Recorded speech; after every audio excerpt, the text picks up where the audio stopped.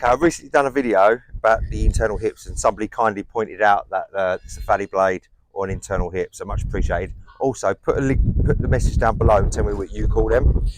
Also, I've done some examples of various different lines going across where they meet. It's not always the case. I'm just trying to look at all the different possible ways to overcome something. If you put a straight edge into this rafter here, that's your point. So it's not always necessary. It depends how far away those rafter feet are, but that's another way. Also, which is a really good point, is when you're doing these hips, you want the top plumb cuts and the bottom plumb cuts all to be the same pitch.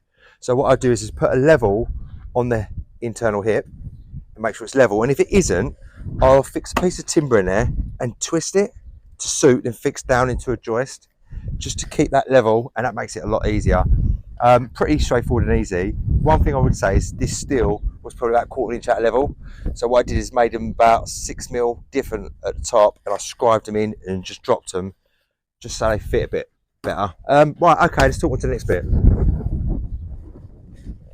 What can we talk about? The walls. Working out these walls, I've got my external plates that I can measure in, so they're all the same. But another way of checking, not my level, bricklayer's level, I would level up, mark the back of the level, and then I'll check it with the walls I've got and see if the lines meet up. Doesn't so much matter if the bird's mouth under over. The point is, when you fill that line up, they're going to be the same heights both sides. Right, let's go to another part of the build. Dormers. Matt built these a little bit different to how I built, but I've got to say it was pretty quick and I was quite impressed how he built it. Once I got the angle for these posts, cut them all, fix them together. There's 4 there. Stuck them in, leveled them up, worked a tree, leveled across the top, cut them off, and with the top plates, 2 together. So once you've got the angle, put both of them together, slide them on, nice and easy. Make sure that all these studs are parallel, 400 centres, and then even though it's a double plate, all the joists sitting on top are all in line. How I do mine is a little bit different. I like to lower the lintel. Instead of having this packed out here, I'd have one over the top, so it ties it in. And that's how I would do it. But I wasn't too fussed because you've got the joist above and that just stops anything movement. So that's all tied in well. Yeah, so we're 3 weeks in now. If you haven't seen the previous 2 videos, we've gone through various parts of this build. Yeah. And what I'll do is take it to the top and we'll go through that.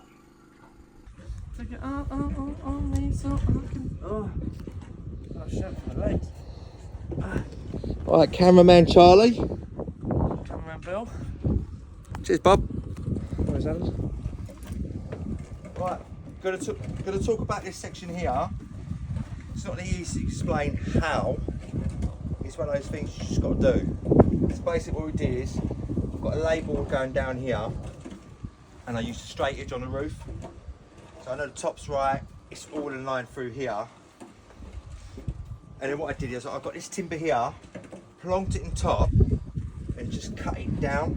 That way, when I won't go down the bottom, I can fix the lay board up into the joist. Now up the other end, we've got the same scenario, but the joist was further across. So I just held it in place and I just kept scribing until I got what I needed. I'll put a timber noggin to pick up the back that's going through.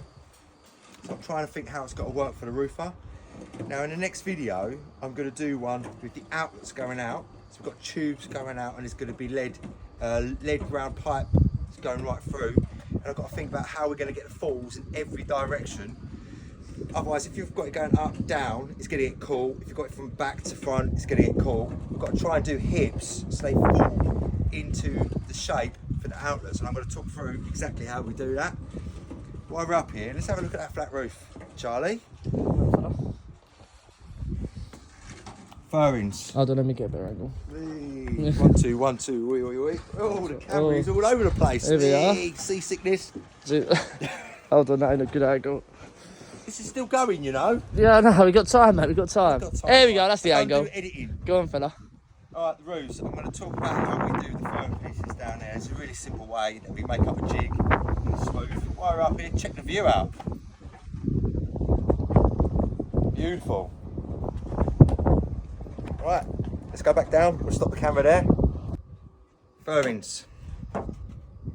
Cut that done earlier. Well, Adam done earlier. It's me taking the credit again. Right, what we do is we've got 60mm down to 10mm. So we cut the first one by hand, as neat as what we can. And then what we do is we set the guide to the biggest bit, which is 60mm. Add 10mm on for the smallest bit, so there's your 70mm. Now you could just use a bit of 4x2, 6x2, anything, just get it tight. But the best edge is where your guide's gonna go. And then you'll have your guide on and you just go along and that goes to the shape of the furrings, and then you can cut as many as you like of them. It keeps it really quick, really simple, and they work really, really well. Okay, the walls, when we ping the line, I'll have it one end to the other end, obviously, and I'll put my finger on that chalk line and I'll ping one side at a time. And I think what's happened is this has been pinged in the middle and it wasn't straight. Charlie noticed it. What we do is we check each other's work all the time. So what we did is to get over that, we needed to come in about 15mm in the middle. So we just got 2 wedges. Put them in tight.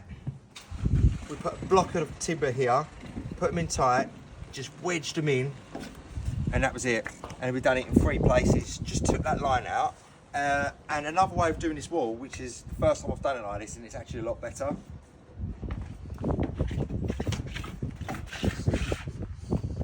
Timber up, fix it to the rafter, do the same the other end, level up off the plate, ping a line, pull a line all the way across the build.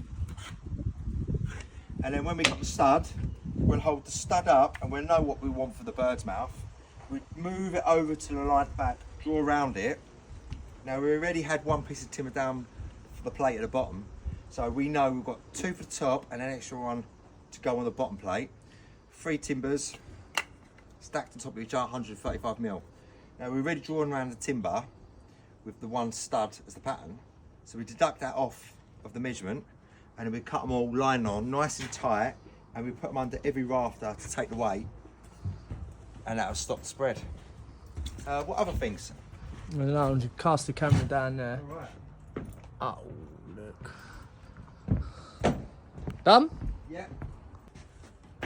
So the walls are in. Like I mentioned, it doesn't really matter too much on the bird's front depths. We could take it out a little bit more, a little bit less. But what I'm trying to achieve is when a plasterboard line comes up, they're the same height on both sides. It's a bit different because it's sort of governed by the measurements of the rooms as well. So let's try to tie it all in. So we've got 2 timbers here underneath the hip. So we want it to work for the plasterboard to come through. And we've got 2 here to take some of the weight, so take the angle out. I think it looked neat. On the other side, slightly different. What we've got to think about is where these plasterboard lines come as well. So we've tried tying it in here with the hip. We've got 60mm coming on here with the counterbalance, insulation and plasterboard. So I think by the time we come down various angles, this may be in the way, but it can get multi-tooled out. So I don't want to cut it completely out because I want to tie it all in. But I think once we start getting the Celotex and counterbalance, we'll get a bit of vision. So if it's a matter of just cutting a bit out and multi-tooling it out, and then that'll give us a fixed point for the plasterboard, but I think we play from here. It's one of those jobs that everything sort of falls in place as you go. It's a bit of unforeseen. Yeah, that's about that really. Been a nice job. Look forward to the next part where we're going to start talking about the bits at the top, how we're going to get the furrings in the outlet. Got an interesting roof over the back here, flitch beam, hand cut roof coming in, some ladders, and we're nearly there.